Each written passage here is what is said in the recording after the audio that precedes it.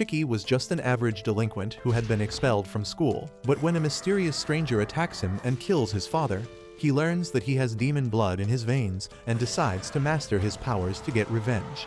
Long ago, a race of demons called Oni lived in Japan, destroying everything and killing humans as they pleased. No one could dare to stand up against them.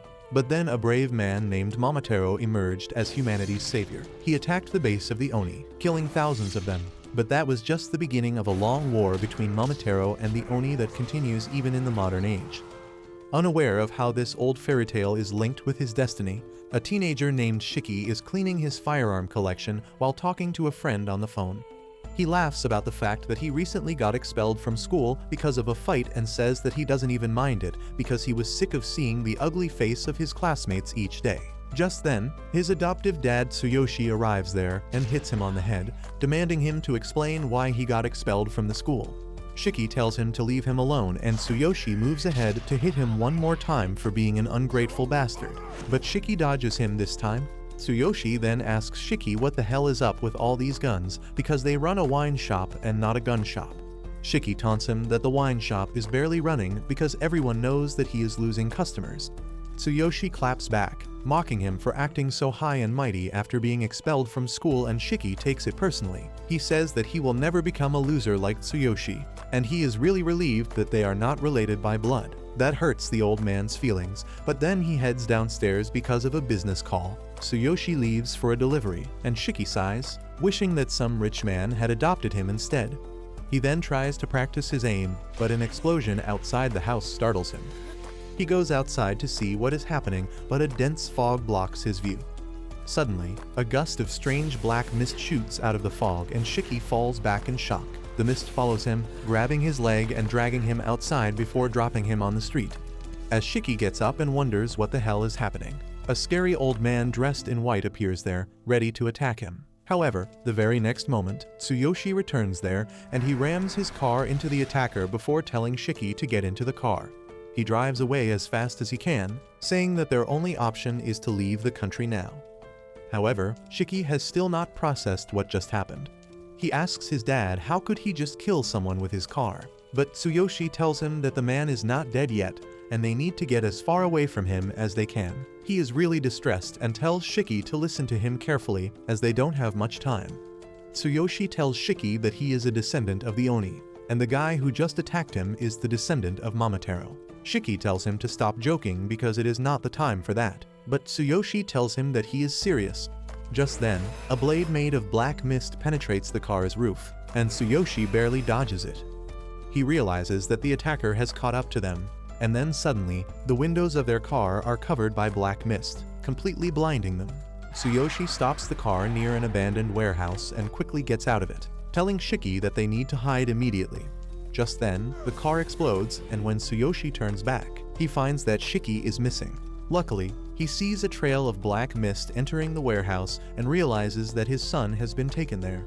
Inside the warehouse, Shiki finds himself trapped in a giant web made out of the black mist, with a scary guy named Samadare standing in front of him. Samadare tells Shiki that the Oni blood in his veins makes him nothing but a pest, and exterminating such pests is the job of the Momotaro agency. Shiki is still in shock that Samadare survived being crushed by a car, but just then Tsuyoshi comes there, telling him that the fairy tale of Momotaro is a real story. He says that for thousands of years, Momotaro and Oni have been at war with each other through their descendants who share their blood. Eventually, the Momotaro descendants joined hands and formed the Momotaro agency, gaining advantage in the battle and forcing the Oni to hide among humans to survive. Shiki still can't understand what is happening, but Tsuyoshi tells him to let Daddy handle it. Samadare suddenly creates two swords out of black mist, and in response, Tsuyoshi also unleashes the same ability to fight him. The two men dash towards each other, clashing their blades and releasing a powerful shockwave. Tsuyoshi somehow pushes Samadare back, but he calls him weaker than he used to be back then. Samadare explains that the black mist is the unique ability only the descendants of Momotaro can use, and Tsuyoshi was once his senior in the Momotaro agency. Shiki is aghast on learning that his dad is a descendant of Momotaro, but Tsuyoshi says that he has forgotten about that entirely. Samadare asks him if he has also forgotten how dangerous Oni are. He declares that for the crimes of sheltering an Oni, Tsuyoshi will also be eliminated. Tsuyoshi responds by attacking him first, but he and Samadare are equally matched in strength. Shiki can only watch their crazy fight in bewilderment, while Samadare asks Tsuyoshi why is he protecting a monster who only lives for destruction. Tsuyoshi tells him to shut up and tries dealing serious damage to him. But Samadare is much faster than he expected. He easily dodges the attack and then hits Tsuyoshi with a super fast combo, severely injuring him and knocking him out. Shiki is devastated on seeing his dad bleed out, and he curses Samadare, saying that he will kill him. Samadare, however, tells him that he is going to go to the afterlife with his dad soon. Just then, Tsuyoshi grabs his feet and Samadare asks him why is he going this far to protect an Oni, and he replies that he needs no reason to protect his son. He says that Shiki has not harmed anyone yet, and it is wrong to kill him just because he has Oni blood. Samadare just creates a black mist sword to finish him off, and the rage boiling inside Shiki finally hits its limit. As his eyes turn red, he swears that he will kill the bastard who is trying to hurt his dad, and his demonic powers awaken. He starts bleeding from every pore of his face, and his demonic horns sprout out of his head. Shiki yells that he will kill Samadare, and when the man turns around to see him, he finds that Shiki is no longer restrained by the web.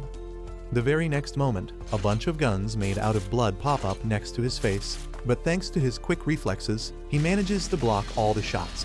However, Shiki has already moved on from that location, and while Samadare wonders where he is hiding, he notices blood dripping from the rooftop where Shiki is hanging upside down like a deranged Batman. Seeing his blood-covered form, Samadare realizes that Shiki has awakened, and now he can fight by manipulating his blood.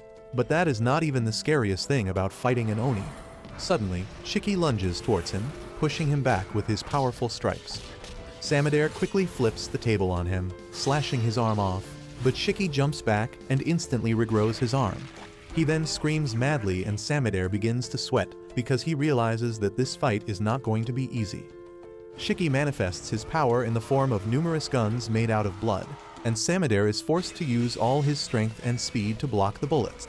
Just then, Shiki fires a freaking missile at him, and thanks to his instincts, Samadare dodges it by a very small margin, and the rocket explodes behind him. The old man is forced to run away from Shiki's ruthless assault, but then he throws his sword at him, hoping to take him down quickly. However, that is not nearly enough as Shiki quickly reaches him and kicks him away. Samadare is too tired and injured to move fast enough, and Shiki steps on his face before unloading a full military battalion worth of ammo on his ass. However, Samadare somehow manages to get away with his life, even though he is terribly injured. He curses Shiki, but then suddenly, Shiki collapses and the guns made of blood shatter. His Oni transformation is undone, and as he stares at his bloody hands, Shiki loses his mind, wondering what the hell just happened here. Samadare recalls this as a typical reaction of people who awaken their Oni powers for the first time. With his remaining power, he summons a black mist sword again, deciding to finish his job right now. However, just as he is about to stab Shiki, Tsuyoshi jumps in between them, sacrificing himself to save his son. Samadare asks him how he could risk his life to save the boy even after seeing the monster he became. Tsuyoshi just thinks of how Shiki was a cute little boy and tells his old friend that it was not a bad thing to be a happy father, even if it was for a short period.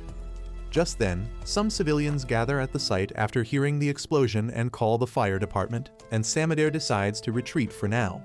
He turns into black mist and vanishes, leaving the injured Tsuyoshi and the confused Shiki alone. Shiki panics and tells his dad that he will call an ambulance, but he asks him to stop because he knows this is the end. He just wants to talk to his son one last time at the end. Tsuyoshi tells him that he could never tell him about his Oni lineage because that would mean telling him that there are people out to kill him. But now, he can only ask Shiki to become strong enough to defeat both Momotaro and Oni so that he can live freely and happily. However, Shiki shouts at him to shut up because he is not done with him yet. He begins taking him outside, saying that they will talk after he gets better, and Tsuyoshi just smiles at him once before breathing his last. As he falls to the ground, Shiki loses his mind. He tries to wake him up first and then starts crying uncontrollably. Soon after that, a man on roller skates arrives there, and when Shiki turns around to see him, he knocks him out with a single tap to his head, before taking him away to a place where Oni like him can become stronger. While he is unconscious, Shiki dreams of the happy moments when he used to play in the park under his dad's watchful eyes. But then the dream turns dark abruptly, with Tsuyoshi dying at Samadere's hand. Shiki wakes up with a jolt as he stares into the bloodshot eyes of Samadere. But when he looks around, he finds himself gagged and tied to a chair in a large empty hall. Right behind him, the skater guy who kidnapped him is doing one-arm handstand push-ups with his umbrella, and he gets back on his feet as soon as he sees Shiki awake. The edgelord introduces himself as Nato, a fellow Oni, and quickly manifests his horns. Shiki is too confused by everything, and he can't even pay attention to Nato, who refuses to tell him where they are right now.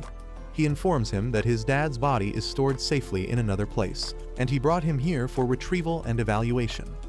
Nato then suddenly skates to the whiteboard in the corner and drags it closer to Shiki, before flexing how fast and efficient it is to use roller skates instead of walking. Next, he begins explaining the Momotaro agency to Shiki, saying that he has already seen one guy who can control the black mist and use it like a weapon. The Momotaro agency finds and hunts Oni, and in response, the Oni created their own agency to fight back. Nato says that his job is to find newly awakened Oni like Shiki and bring them to a safe place where he can evaluate if they are worthy of joining the Oni agency. With that brief intro, he puts the whiteboard back in its place and then removes Shiki's gag so that he can interview him. As soon as he removes the gag, Shiki starts yelling at him to free him. He also curses Nato, threatening to kill him if he has harmed his dad's body. And Nato immediately deducts a point from his score that is already 0. He calls Shiki a moron for not understanding what safely stored means because he mentioned it a couple minutes earlier. Shiki gets mad at him and says there is no way he can trust a shady edgelord like him, and Nato wasn't expecting anything else from him. He decides to deduct more points from Shiki's score the more he curses and demands to be set free, telling him to cooperate if he wants to pass the evaluation. Shiki doesn't give a shit about the evaluation, but he wants to be free quickly, so he tries holding his anger. However, he can't even do that properly, and Nato tells him to stop giving him the creepy look. Shiki snaps on hearing this, and Nato decides to evaluate him using a non-standard method because normal things don't seem to work with nut jobs. He takes off his tie, and before Shiki can even realize what is going on, Nato uses the tie to strangle him with his full strength. Shiki panics as he loses his breath, and Nato says that a creature's true nature is revealed when it is close to death, and that is what he wants to see. Shiki tries to resist with his full strength, but he can't get out of the chokehold even after bleeding from every hole on his face. He soon loses consciousness, and Nato is disappointed in him, but the blood that Shiki just lost awakens as a result of its power. It turns into sharp spikes and attacks Nato, who dodges the attack without much difficulty. Suddenly, he finds a Gatling gun made of blood pointing at his head, and behind it, Shiki is in his berserker state. He opens fire at Nato and then backs away after he is satisfied. But his attacks didn't even touch the edgelord, who protected himself by coating his umbrella in his blood. He deducts 100 points from Shiki's score because he doesn't even know how to use his Oni blood, and then decides to show him how it is actually done, even though he won't remember anything once the berserker state ends. Shiki suddenly lunges towards him, but Nato is prepared for everything, and a few minutes later, Shiki regains his consciousness, lying defeated on the ground. He can't understand what just happened, but then he looks at his red hands and panics, realizing that he went out of control again. Nato calmly sits on top of him, saying that it is natural that his memory is a blank because when an Oni goes into berserk mode, they lose their mind. Around them, the hall is a total mess as a result of their fight, and Shiki tells Nato to stop lecturing him when he is also using his blood as a weapon. Nato immediately makes his blood umbrella disappear, telling Shiki that he never went berserk because he can actually control his power. He then declares that there is nothing to be said anymore because Shiki is disqualified from joining the Oni agency. Shiki still has no idea what the hell is happening, but if there is one thing he knows for sure, it is that Nato is ridiculously strong. He decides to swallow his pride and begs Nato to take him as his underling because he wants to get stronger and avenge his dad. Nato immediately refuses his request, telling Shiki that someone like him who doesn't use his brain while fighting is always the first person to die in a real battle. He calls him a useless disgrace who can neither control his brain nor his power, and Shiki uses every ounce of his strength to hold back his rage. Nato then declares that it is time for him to dispose of Shiki, because a berserk Oni is a liability to everyone. He uses his special ring to cut his thumb, letting a stream of blood trickle out. He turns the blood into an umbrella, and Shiki suddenly gets an idea about how to make him change his mind. He runs away from Nato's range, and then dashes towards him while dragging his fist on the ground till it bleeds. Nato quickly turns his umbrella into a spiky shield that will protect him from any melee attack, and then calculates the possible moves Shiki can use. Shiki jumps up at the last moment, which was among the possibilities that Nato calculated, but then he surprises him by using the spikes to jump to the side and point a bloody gun at his face. Shiki puts all his focus into the gun, shooting a powerful shot with the recoil sending him flying backwards. He can't believe that he managed to land a hit on Nato, but it turns out that he couldn't do it even this time. Nato simply blocks the blood bullet with his finger and shatters it, not giving Shiki any credit for the attack because he went halfway to berserk mode in order to attack him. As Shiki seems to lose his mind again, Nato decides to finish him off with his special move. He puts himself in a protective cage and summons archers made using his blood, ready to shoot at his command. However, as he notices Shiki fighting back against his berserker instincts and getting his power under control, Nato cancels his special move. Shiki is proud that he managed to control his power, but he falls on the ground because he just used up too much energy. Nato can't believe that not only Shiki controlled his powers, but he also suppressed berserker mode, which is not something everyone can do. He asks him how the hell did he do that, but Shiki smugly tells him to accept him as his underling to unlock the answer. Nato tells him that he will think about it, and Shiki decides to take that as a yes. He says that when Nato talked about controlling his blood, he didn't understand shit, but when he saw him slice his thumb and use the blood to create a weapon, he got an idea. He thought that since they were both Oni, he could just ape his shit, and surprisingly, that worked. He didn't understand the fine details though, and he just let his arm bleed while yelling at it mentally to form a weapon. Shiki is still hyped that his gambit worked, and asks Nato what he thinks about that. Nato thinks that it is utter bullshit because that is not how things work. From his experience, dumb and emotional teens like Shiki have a hard time controlling their blood, while rational and calm people like him have the best chance at using their power properly. He thinks that Shiki doesn't listen to reason or even let his berserker mode control him, and he can use his raw instinct to brute force his power into obeying him. He thinks that it is a very rough method, but it can also give someone an explosive amount of power. He begins to wonder what to do with this unique case, when suddenly, Shiki tells him that he needs power to avenge his dad and kill the man who murdered him. He tells Nato that if he takes him in as an underling and teaches him everything, he will become useful to him. However, Nato refuses to consider that possibility. He turns his umbrella into a spear, telling him that people like him are a risk to society, because he didn't even know that he could control his power and just took a gamble. He says that he can't accept him as a lackey, and then acts like he is going to stab him with the spear, but only hits the floor near his head. He tells Shiki that he won't accept him as an underling, but as a student, and that is really confusing for Shiki, because he thinks both are the same thing. Nato tells him that he passed the test barely, but he will give him the chance to prove his abilities. Shiki can't make sense of what is going on, so Nato decides to start from the basics. He tells him that they are on an island called Hell's Doorstep, which was known as Onigashima in the past. It was the place where the original Momotaro massacred demons, but now it is a place where the Oni can live safely. At the center of the island, there is the Rosetsu Academy, which is a military school that trains Oni to fight against the Momotaro agency. Shiki gets freaked out on learning that he is on an island, but Nato pokes his face, telling him that it is not important. The most important part is that the Rosetsu Academy will teach him everything from general education, controlling his Oni blood, fighting techniques, and the history between Momotaro and Oni. Nato is Shiki's homeroom teacher, and he tells him more about how they do things here at the academy, but that is more than his pea-sized brain can handle. Shiki doesn't even care about that because all he wants to know is if he can become strong enough to avenge his dad. Nato can't give him any guarantee, but he tells him that if he can't become strong enough to fight the Momotaro agency, he will be expelled from school. Soon, Shiki gets dressed up, and he is excited to go to a different kind of school, but Nato warns him that other people have passed the test this year, and he is probably the least skillful amongst them. Suddenly, Shiki remembers his dad and asks Nato where his body is. Nato replies that they have kept him in the morgue because they wanted Shiki to handle the funeral as per his beliefs. Shiki gets a bit gloomy on thinking about his dad's death, and Nato tells him that being a gloomy idiot is a waste of time, and he should focus only on becoming stronger so that he can get his revenge.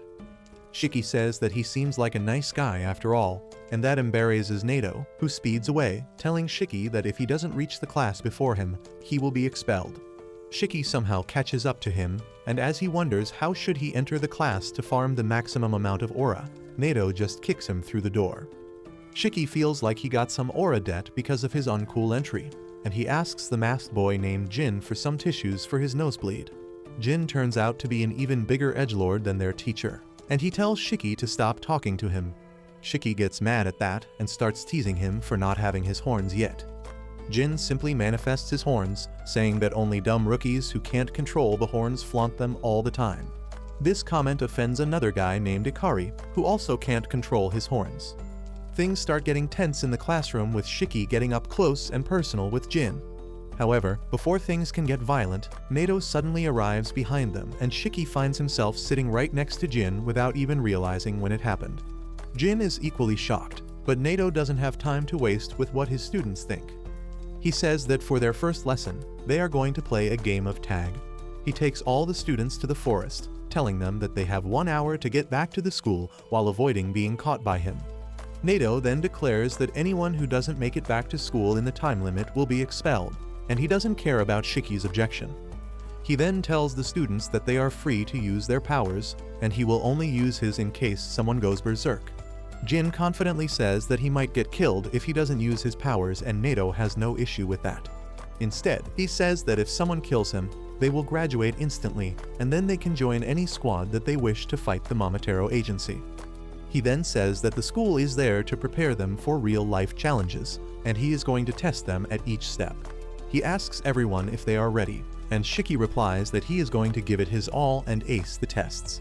Nato then reveals that there is another rule, and takes out 2 balls that are still smaller than mine. He tells the students that they need to have a ball with them when they reach the academy to pass this test, and then suddenly throws them into the restricted area. The students think that since there are only 2 balls, they will have to fight for them, but then Nato reveals that they will be divided into teams. The first team has Shiki along with Jin and the timid pink-haired bitch, Homer. The second group has the delinquent named Ikari and the nerd Juji, while the third group has the nervous Roku and Kuina, who seems the most confident out of everyone present there. Nato tells the 3 teams that he will enter the restricted zone 15 minutes after them so that they can get a head start, but Shiki interrupts him, saying that he doesn't want to team up with the masked weirdo.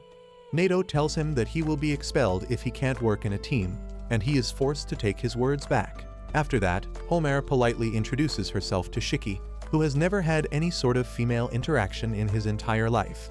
He immediately gets butterflies in his stomach as he sees Homer approach him, and he confidently tells her that he will protect her. She gets flustered on hearing this and tells him that he doesn't need to go that far, because all she wants is to not get in his way.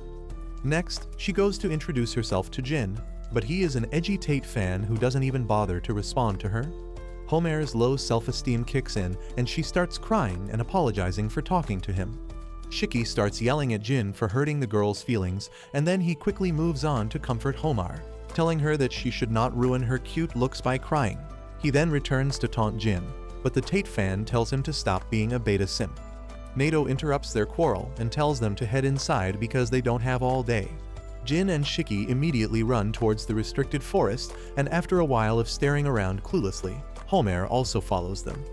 Inside, Jin starts jumping through the trees like a ninja from Naruto, thinking about how killing Nato will earn him his graduation and the right to join whichever squad he wants. He wants to take this chance to get on the front lines and face his greatest enemy again. But then suddenly, Shiki tries attacking him from behind, snapping him out of his internal monologue. Jin asks him what the hell is wrong with him, and Shiki replies that he is going to prove that he is stronger than him. Jin is all in for a fight as well, and he removes his mask to reveal some terrible scars around his mouth. Shiki is creeped out, but he says that only weaklings show off their old scars, but Jin doesn't fall for his taunts. He simply removes his gloves, revealing that his hand is covered in stitch marks too. He tears one of the stitches to let out his blood and turns it into circular saws. Shiki is shocked to see this because he thinks that the author of Chainsaw Man will sue them for copying his ideas. Jin tells him to stop wasting his time and run away if he is scared, but Shiki replies that if he runs away now, he won't be able to avenge his father's death. Jin is taken aback on hearing that. But then he suddenly grows menacing as he tells Shiki that they will never be able to understand each other. Shiki tells him that he doesn't want to understand him in the first place, and bites his thumb to release his blood. However, he fails to turn it into a gun this time and panics, wondering what exactly he should do to make it work. He decides to fight back using a stick because that's the only option he has, but he soon realizes that he is no match for Jin, who can cut trees with just one strike of his chainsaw arms. Meanwhile, Homer is trying to find the two boys when suddenly, she hears the loud thud from trees falling on the ground. She suddenly panics and her inferiority complex kicks in, thinking that she is not fit to be in a place like this. However, she cheers up a bit on thinking that Shiki called her cute, and she decides to look for him, not realizing that she was just a few feet away from one of the balls. At the same time, Shiki is trying to fight against Jin with his bare fists. Jin doesn't even use his chainsaw powers against him, and he is still able to whoop his ass with ease. Shiki keeps wondering how can he control his powers so easily, but then he realizes that Jin's ability is different from his or Nado's. He loses his focus while thinking about the true nature of their abilities, and Jin is able to knock him down with a single punch. Shiki feels frustrated because of this, and Jin decides to let the loser cry in peace. However, just as he starts walking around, Shiki gets back up on his feet, telling him that the fight isn't over. The pissed Jin just sends a chainsaw towards him, and at the exact moment, Homer arrives there. Thanks to her negative survival instincts, she doesn't even notice she is walking right in the line of fire. Shiki panics on seeing this, and luckily, he manages to get her to safety, even though he gets slightly wounded in doing that. He quickly gets up from top of Homer and tells Jin to apologize to her, but Jin replies that it would have been her fault if she died from his weak attack. Shiki is pissed at this, but then suddenly, he hears Homer chanting she is sorry like a prayer. He tells her that it is not her fault, but Homer is in a trance and she suddenly starts bleeding out from her nose. The blood slowly takes the form of a giant human, and both Jin and Shiki freak out, wondering what in the name of Attack on Titan is this. Homer tells them both to run away because her female Titan is going to kill them. Just as she says this, the female Titan hits the ground with her full strength, and Shiki barely avoids getting hit by her attack. Jin, on the other hand, jumps right towards the female Titan to fight back, but his chainsaws can't do much damage to her giant body. Shiki asks Homer if she can't stop that thing, and she apologizes because she can't do anything. She suddenly collapses after losing too much blood, and Shiki decides to get her away from the female Titan to help her. However, he is shocked to see the Titan protecting her, and even Jin wonders if Homer's blood has a will of its own. Suddenly, the female Titan starts spitting blood violently, and while Jin hides behind a rock, Shiki takes the full force of the attack head-on. The crying Homer asks the female Titan to stop, calling her elder sister, and Shiki gets up, confused about what she means. Homer once again asks him to run, but Shiki refuses, saying that she will die of blood loss if he doesn't help her, and he doesn't want to see anyone else die in front of him ever again. Suddenly, the female Titan lets out a powerful roar whose shockwave reaches even the rest of the students outside the forest. Nato watches everything from a treetop, and he decides to let Shiki and Jin try to deal with Homer's blood release ability before he steps in. Back at the location of the battle, Shiki tries injuring himself to draw blood and use it as a weapon, but that doesn't happen.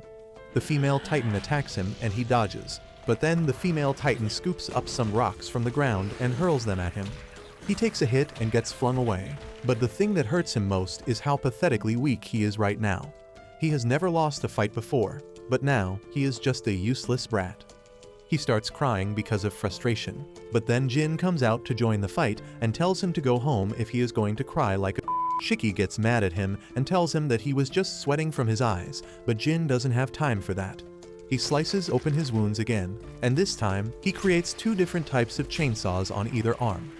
The damage he took from the female Titan's previous attack is still bothering him, but he is determined to win every fight in front of him. Nato just watches from afar, and he is impressed that Jin can create two types of weapons at the same time. He begins explaining how Oni blood can take any form they imagine, but it is often influenced by their past trauma, preferences, and experiences. Meanwhile, Jin rushes towards the female Titan, using the circular chainsaw to climb up.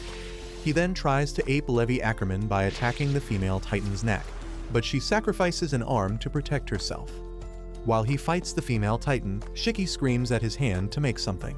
He wonders why he can't make a weapon when Jin can, but then suddenly, he realizes that Jin only makes things for cutting, and even Homer has a personal connection with her female titan. He thinks that he can make guns because he likes them more than an average American, and he suddenly figures out how to control his powers. On the other side, Jin is having a hard time fighting the female titan, who suddenly lets out a loud roar that bursts his eardrums. He loses his sense of balance and thinks that he is going to die, and even Nato gets ready to step in, but then Shiki declares that he will take the fight up now.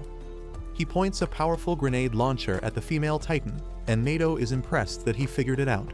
Shiki is thrilled to try out his new weapon, but then the female titan attacks him. He dodges her attack and then fires a grenade at her, blowing her apart instantly, and both Jin and Nato are stunned to see his power. The female titan starts vanishing as her fragments are scattered everywhere, and Homer loses consciousness. Meanwhile, Jin is still astonished by Shiki's firepower when it suddenly starts raining blood. However, it was just the blood scattered in the air from Shiki's previous attack, and it soon turns into normal rain. Jin realizes that Shiki's attack didn't just kill the female titan, but it also changed the weather. Shiki, on the other hand, doesn't even think about that. He starts heading towards Homer to see if she is fine, but then his vision gets blurry and he falls to the ground, unable to move. Just then, Nato comes there, telling him that he unleashed a ridiculous amount of blood just now, and that is why his body doesn't have any strength left. Shiki tells him that he can still go on and somehow forces himself to stand up, but that doesn't last even for 5 seconds, and he once again falls to the ground. Nato calls him a noob who can't even control his power, but he realizes that Shiki's power was beyond anything he has ever seen. He tells Shiki that if he uses up too much blood, he could even die, and that makes him worry about Homer instead of him. He asks Nato to check up on her because she might have used a lot of blood, and he is fine being checked after her.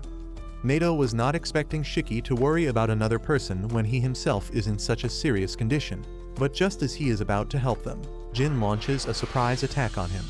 Thankfully, Nato's reflexes are fast enough to block the attack, and he pushes Jin back, who tells him that they don't need to worry about the losers. Nato asks him what happens if Homer dies because she can't get emergency treatment, and Jin replies that it doesn't concern him. Nato is disgusted on hearing that, and he makes it clear to Jin that he hates selfish bastards like him. Jin doesn't care about that either, and he just asks Nato to confirm that he can graduate if he kills him. Nato promises that he is speaking the truth, and that is enough for Jin to dash straight at him. Nato blocks his blood chainsaw using his umbrella that is made from the same material as the Hulk's pants because that thing is indestructible. He then presses a button to release a smoke screen, and Jin thinks that he is trying to take him down with a surprise attack. He is confident that he can kill Nato the moment he steps into his range, but the next moment, he gets hit by some swift bullets. He immediately takes cover behind a tree, and Nato keeps firing rubber bullets from his multi-purpose umbrella towards him, saying that the bullets won't kill him, but they will hurt like hell. He also purposefully targeted Jai's injured hand earlier for maximum damage. Jin realizes that Nato plans to keep a safe distance between them because he thinks that he can only use close-ranged weapons. However, he has a few secret tricks for times like these, and he immediately leaves the tree's cover, dodging Nato's bullets before sending some flying blades towards him. Nato dodges them easily, but he is surprised that Jin has a counter for enemies that can fight outside his range. Jin keeps attacking him and then appears behind him mid-air, thinking that he won't be able to defend now. However, Nato just throws a bomb at him, and Jin panics. Luckily, it turns out to be another harmless smoke bomb, and Jin thinks that Nato is going to shoot him from a distance again. That is why he doesn't even anticipate Nato coming in from behind and hitting him with a spine-crushing punch. Nato lectures him about being too sure about his predictions in a battle because that makes him vulnerable to surprise attacks. Jin is too injured and exhausted to even move now, but he keeps trying, and Nato has to invert his umbrella and use it as a cage to contain him.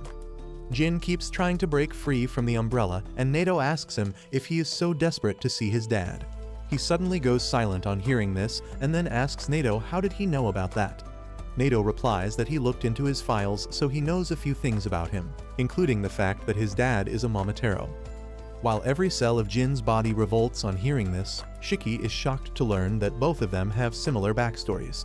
However, Jin is filled with hatred as he admits that his father is a Momotaro, and that bastard took everything away from him. He killed his family and then did experiments on him, leaving scars all over his body. Jin remembers how he survived on garbage and the hatred against his father. He swears that he will kill him with his own hands, even if he has to risk his life for that. In his enraged mode, Jin suddenly gets a burst of power, allowing him to uproot the cage holding him down. However, before he can do anything, Nato grabs him by his face and then slams him into the ground, calling him a stupid brat.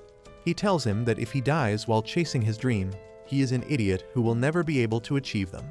He tells him to live for the sake of making his dream come true, even if it means accepting defeat and humiliation. Jin finally stops moving with that, and then Nato calls the school to send the nurse because he has an injured student here. He informs the school that Homer has been retired from this test because of her blood loss, and Jin has also been tied up. Shiki, on the other hand, is still standing, and Nato tells him that he has barely 6 minutes before the time limit runs out. He has one of the balls in his hand and tells Shiki that he can either try to take it from him or find the remaining ball within 5 minutes and reach the school. Shiki says that it is not fair, but he has no choice except playing by Nato's rules. He immediately runs away, and Shiki decides to chase after him to see what he does. Meanwhile, Jin is sitting silently where he is tied to a tree when suddenly Shiki pops out of the bushes nearby. He walks over to Jin, telling him that he will free him, but in exchange, he will have to work together with him. Jin is shocked by this offer, and Shiki says that neither of them can beat Nato on their own, but if they work together, they have a chance. Jin refuses, saying that being rescued by an idiot will lower his pride, and Shiki doesn't even bother to debate the point that he is an idiot. He asks Jin if his pride is more important to him than his goals, because he cannot achieve his goals just by sitting here. Jin asks him why does he even care about that, and Shiki reveals that his dad was a Momotaro too. Jin is shocked to hear this, and then Shiki pulls the good old Naruto on him, telling him that they are the same. Meanwhile, Nato is looking for Shiki, and since he can't find him, he doubts that he returned. Just then, he sees Shiki running away while cursing Jin, and decides to corner him immediately. Shiki stops as soon as Nato jumps in, telling him that he is running out of time while flexing his ball. Shiki starts cursing Jin in his mind, not because he is not helping him, but because despite being rescued, he wanted to be the one in charge. Just then, Jin jumps at Nato from above, aiming for the ball, but he easily dodges him. However, that was just a feint, and Jin's real move is to throw a stone tied to a rope at Nato. The rope loops around him, quickly restraining him, and then Shiki catches the other end. He and Jin start pulling Nato with all their might, but he digs his heels into the ground, pretty sure that they don't have enough stamina to win against him. Suddenly, Jin shoots a blood blade at Nato, forcing him to dodge, and he loses his balance in an attempt to do that. That is enough for Shiki, who rushes towards him and hits the ball out of his hands. The ball lands near Jin, and Nato is pretty sure that if he tries to take it to the school, Shiki will try to steal it from him. He plans to take it from them while they fight, but to his surprise, Shiki tells Jin to take the ball and run. Jin does exactly that, and Shiki keeps cheering on him excitedly. He tells Nato that they got the ball from him, but then Nato reminds him that only the person who takes the ball to the school passes, and at this rate, that will be just Jin. Shiki is stunned on realizing that, and Nato realizes that he is a complete moron who doesn't think about the benefits and losses before taking any action. He does indeed regret his decisions quickly and yells at Jin to come back, but he is too far away to listen to him now. Jin is sure that he can make it back to the school in time at this rate, but then he remembers how this would not be possible without Shiki's help, and suddenly, he can't just abandon him. He turns around and runs towards Shiki, who is dumbfounded and asks him if he is as directionally challenged as Zoro. Jin tells him to shut up because the only reason he is doing this is because he doesn't want to owe his success to an idiot. He would rather fail and achieve his goal on his own, and that is why he asks Shiki to take the ball and head to the academy. However, just as they are about to make contact, a small pink creature comes running there at great speed and stops right in between them. Nato immediately pauses the test, telling them that they shouldn't fight when Muku, their high-speed courier delivery pet, is here with them. He knows that Muku is dispatched only when there is an emergency, and he activates the radio on its back to receive a request for backup from the Kyoto branch that is under attack by the Momotaro agency. Outside the test zone, the rest of the students are patiently waiting for their turn, thinking that Shiki and others failed because it is already past the time limit. However, Nato returns along with Shiki and Jin just then, telling the other students that the Kyoto branch is in serious danger, and it is requesting backup, so they are heading there instead of conducting the test. They immediately get on a boat and head towards the Kyoto branch, and the students have mixed opinions about being on actual battlefields so quick. However, Nato tells them that they won't be fighting, and he only needs them to support the actual fighters. Soon, they reach Kyoto and Nato leads them to the area around a famous temple, saying that the Oni agency base is located right underneath it. He takes the students to an ordinary-looking restaurant, where a creepy old woman welcomes them. Once they reach the living room, the old woman reveals a secret underground staircase that will lead them to their destination. Meanwhile, at another location, Tsubakiri, a captain of the Momotaro agency, has just finished hunting down a unit of Oni. He calls them a bunch of maggots pretending to be soldiers, and his vice captain Yomogi tells him that he went overboard again. She complains about all the mess he made because it is going to be a pain to clear it, and Tsubakiri replies that he just gets too annoyed when he sees maggots. He wishes that they got to face a female Oni instead because they are resilient and can tolerate more pain than males, which makes them a good choice for his experiments. Yomogi tells him that his experiments are disgusting, and she hates them, especially the thing that is walking towards them. Tsubakiri tells her not to be cold to his favorite creation, which is a blend of a dog, a monkey, and a pheasant. He has named it Ugly, and that is the only thing Yomogi can agree with him on. Tsubakiri says that Ugly is his important research specimen as well as a loyal member of their anti-Oni biological weapons. Mommy Yomogi says that their job is to kill dangerous Oni and save civilians, and he should contribute more to that rather than wasting his time on creepy research. Tsubakiri tells her that Oni blood is a truly fascinating thing, and he is doing his best to help in his own way. He claims that if they can learn how to control Oni blood on their own, it will surely help the Momotaro agency tremendously, and even better, if they can turn the healing factor of the Oni blood into a medicine, they could become richer than Elan, Jeff, and Zuck combined. Yomogi reminds him that even the Momotaros have similar abilities, and Tsubakiri says that it isn't wise to experiment on people. However, the Oni are maggots in his eyes, and he says that they should experiment on them because simply killing them is a waste.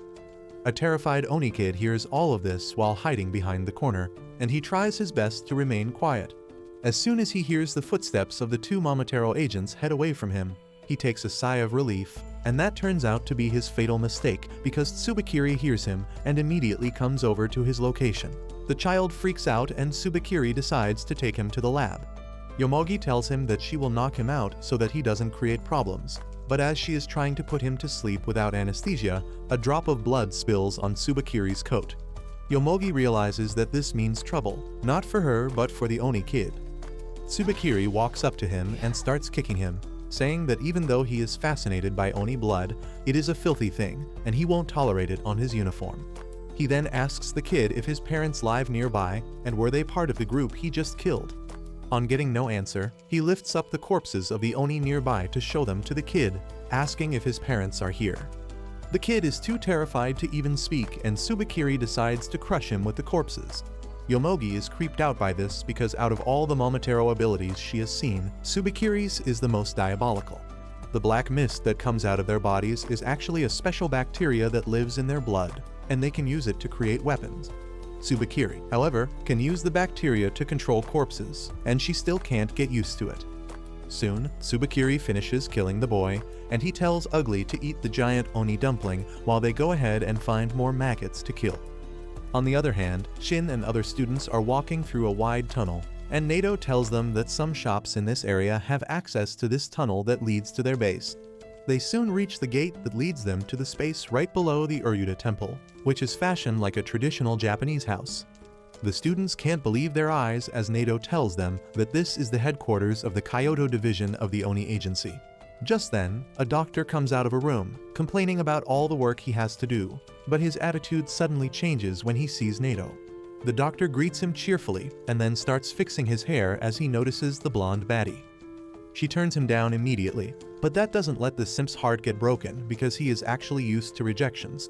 Shin asks who this clown is and Nato introduces him as Kyoya, the commander of the support unit at the Kyoto base. Kyoya adds that he and Nato were classmates back in the academy, but Nato doesn't have time for his idle chatter. He decides to head to the front lines immediately, and Shin asks him to take him along as well. Other students also want to go with him rather than dealing with a weirdo like Kyoya, but Nato isn't going to listen to them. He tells Kyoya to use these brats as he pleases before he leaves, and just then, the nurse tells Kyoya to get back in and do his work.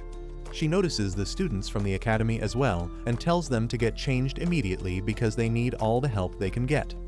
They get dressed as assistant nurses quickly and then go to the makeshift hospital, where dozens of injured Oni are crying out in pain. One of them has been brought in just now, and he has lost both his legs along with some other life-threatening injuries. Shiki is horrified to see his condition, and the nurse also says that he has at most 3 minutes left to live at this rate. Kyoya just smiles at him and says that they won't let him die, and Shiki snaps at him, asking him not to make such careless and fake promises. Kyoya appreciates his honesty and kindness, but tells him that he is kind of a big deal here, and he decides to show the kids how real support work is done. In another location, Tsubakiri and Yomogi have just finished dealing with the captain and vice captain of another group. The remaining Oni are terrified of them now, and Tsubakiri is disappointed that he will have to deal with another bunch of nobodies when he was expecting someone strong. Well, his wishes are granted immediately as Nato comes there and quickly activates his ability. Tsubakiri is pleased to see him, but Nato doesn't give him a chance to be happy for too long as he immediately unleashes his killer move on him. The Oni are really glad to see that Nato has come to save them, but Tsubakiri didn't take any damage from the previous attack as he used the dead Oni captain and vice captain as his meat shields. Turns out, he knows Nato already and he talks to him like they are old friends. He asks what is he doing in Kyoto because this is not his area. Tsubakiri then remarks that he has heard of a location where the Oni in Kyoto are gathering, and if he just wipes out that place, the entire problem will be solved.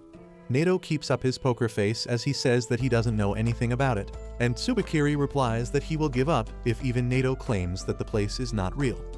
He then says that he will go for sightseeing around the big temple instead, and Nato panics inside because he knows that Tsubakiri has really sharp instincts. He decides to stop him right here, and gets ready to fight seriously. Back in the headquarters, Kyoya inserts multiple blood pipes into his body and Shiki asks if they shouldn't be giving that blood to the injured instead. The nurse tells him to shut up and watch as Kyoya heads over to the most severely injured man. He asks him if he wants his hands or feet to regrow because he can't afford both right now. The man summons every bit of his strength to say that he wants his arms so that he can hug his children again. Kyoya promises that he will be able to do that, but this process is going to hurt like hell. He then slices his wrist open to pour his blood into the injured man's mouth, claiming that it boosts the healing ability of a normal Oni by many times. As soon as his blood starts showing effect, the man starts screaming in pain, and the nurse tells the students to hold him down. Shiki and others immediately follow her orders, and in the meantime, she tells the others to get more blood from the next room. Soon after that, something starts poking through the man's bandaged arms, and Shiki creeps out as he sees something that vaguely resembles human fingers. Other students get back too, and then suddenly, the injured man regenerates his arms, and even the severe burn wounds on his chest heal completely. Shiki immediately heads over to Kyoya, asking if they can regenerate his legs too, and he affirms but adds that they need to do it over time and using small doses of his blood. Since he has already consumed too much blood, the injured guy may develop antibodies if he drinks any more of it. Kyoya then heads over to the patient, telling him that he will be retired from the combat unit now, but he can join the support unit to help others out. He says that with a pair of prosthetics, he will be playing with his kids in no time, and the man is moved to tears on hearing that. Kyoya then turns to the students, telling them that they could be in the place of this guy in the future. He understands the glory chasing and aura farming that can only be done on the front lines, but he reminds them that people on the front lines can fight bravely only because there is someone to cover their back, and that is the support unit. Shiki and a few others are really impressed by him now, and they tell him that they are ready to help him in any way they can. Kyoya tells Shiki that he needs his help with another matter, and takes him to a depressed girl named Mei who was brought in yesterday after the Momotaro agency attacked her. Her parents are still missing, and Kyoya wants to use Shiki's kindness to make the girl feel better. Shiki takes up the job and tries talking to the girl, who gradually opens up to him. He asks her about school, and she tells him that she never went to school. As Shiki is wondering if the girl is a troublemaker like him, the support unit brings in some dead bodies from the battlefield, and Mei's parents are among them. She starts bawling like crazy as she sees them, and Kyoya says that he can't get used to such painful scenes even after all this time. However, there is a deeper and more sinister plan behind the corpses than anyone realizes. Tsubakiri tells Nato that he laced some Oni corpses with his bacteria, fully aware that the support unit will take them to their base to give them a proper funeral. And then, he can control the corpses from a distance and destroy the base. Nato is shocked to hear this, and Tsubakiri decides to try if his plan succeeded. He awakens the corpse of Mei's dad while Shiki and Kyoya are distracted, and she is overjoyed, thinking that he is still alive. However, he starts strangling her under Tsubakiri's command, but Shiki and Kyoya are quick to notice it. Kyoya realizes that this is Tsubakiri's ability, and he immediately tells Shiki to cover Mei's eyes. He obeys the order, and then Kyoya pierces the man's brain with 2 sharp knives, rendering him immobile. Mei starts crying once Shiki lets her see what happened to her dad, and then Kyoya realizes that there might be more puppet zombies here just like this one. But that's where this video ends. Remember to like and subscribe to the channel. Thanks for watching, and I'll see you next time.